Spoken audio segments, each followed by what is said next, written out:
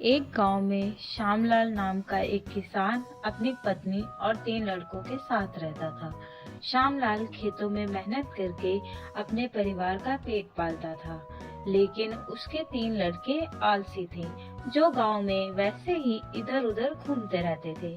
एक दिन श्यामलाल ने अपनी पत्नी से कहा, अरे चंदा, मुझे तो इस बात की चिंता लगी रहती है कि अभी तो मैं खेतों में काम कर रहा हूँ, लेकिन मेरे बाद इन लड़कों का क्या होगा। इन्होंने तो कभी मेहनत भी नहीं करी है, ये तो कभी खेतों में भी नहीं गए हैं। आप चिंता मत कीजिए, ये भी धीरे धीरे काम करने लगेंगे।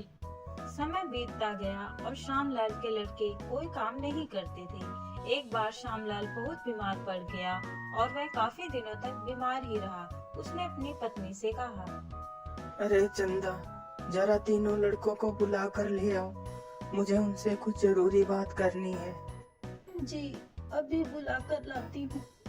फिर चंदा तीनों लड़कों को बुलाती है। अरे सुनो बेटा, तुम्हारे पिताजी तुम्हें बुला रहे हैं। जी माँ जी, चलिए। फिर वह तीनों लड़के पिता के पास आ जाते हैं। जी पिताजी, आपने हमें बुलाया, बोलिए क्या बात है। सुनो बेटा, मुझे लगता है कि अब मैं ज्यादा दिनों तक जीवित नहीं रहूंगा, इसीलिए बेटा मैं तुम लोगों को बताना चाहता हूँ कि मैंने अपने जीवन भर का कमाया हुआ धन अपने खेत के नीचे दबा रखा है। मेरे बाद तुम इसमें से खजाना निकाल कर आपस में बांट लेना। श्यामलाल की यह बात सुनकर तीनों लड़के खुश हो गए। कुछ समय बाद श्यामलाल की मृत्यु हो गई। श्यामलाल की मृत्यु के कुछ दिनों बाद उसके लड़के खेत में दबा खजाना निकालने गए।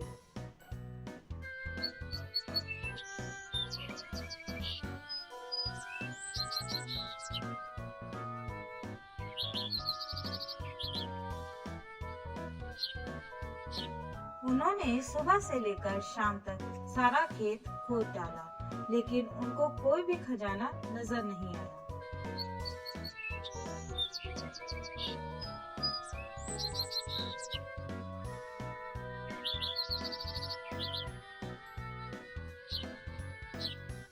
लड़के घर आकर माँ से बोलते हैं, माँ, पिताजी ने हमसे झूठ बोला था, उस खेत में हमें कोई खजाना नहीं मिला। तुम्हारे पिताजी ने जीवन में यही घर और खेत ही कमाया है, लेकिन अब तुमने खेत खोद ही दिया है, तो उसमें बीज भी बो दो। ठीक है माँ जी, जैसा आप सही समझें। लड़कों ने माँ के कहे अनुसार खेत में बीज बो दिए और खेत की देखरेख करते रहे।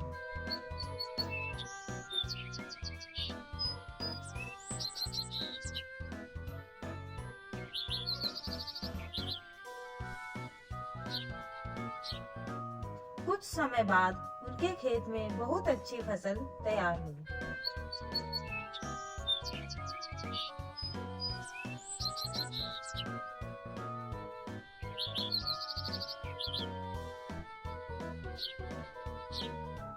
फिर वह उस फसल को काटकर बाजार बेचने गए।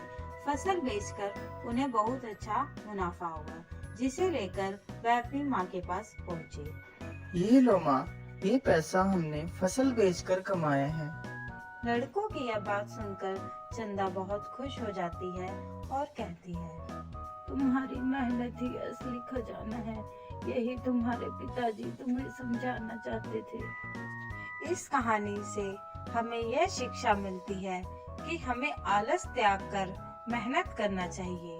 मेहनत ही इंसान की असली दौलत